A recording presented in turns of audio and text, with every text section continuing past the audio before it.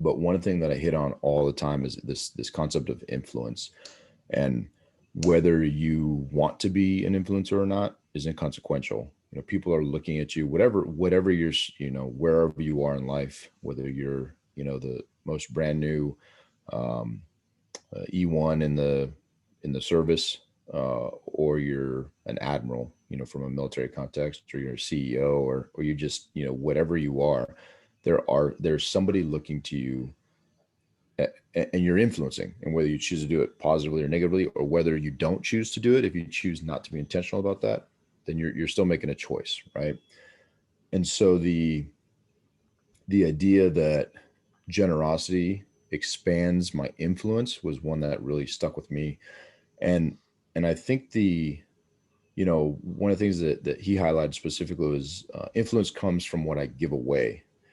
And he also highlighted that there's a big difference between being famous and being an influencer, right? And all these things kind of hit me because there's people on TV that, and they're influencing, and a lot of times I look at them like, well, I would never want to be anything like you, or oh, that person is interesting, and potentially you would, you see someone that you want to emulate, but usually it's not because they're famous. It's that there's an element of who they are and what they do, and that influence.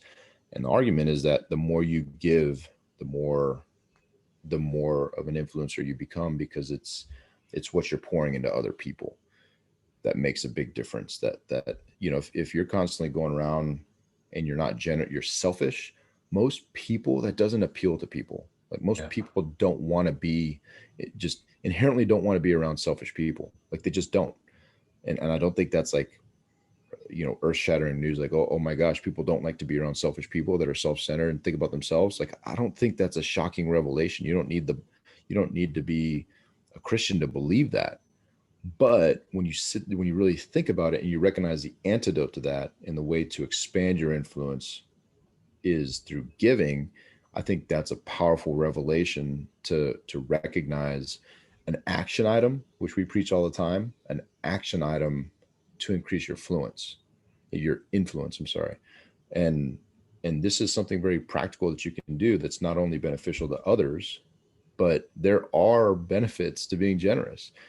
And I don't think you should give with an agenda, but this is one of them that really, to me, resonates, because people are, they see what you're doing, and it's not about that. It's just about the fact that they're going to make an influence decision whether they listen or don't. And this generosity thing and giving is a huge part of, I mean, it attracts me, Yeah. right? When we're talking about like John Reinhardt, or these different gospel patrons, or even Rick Warren, or people that we want to do business with, what is one of the things that we talk about if we want to do business with somebody? Do they give? Yeah. Right? Every time, dude, we talk about it all the time.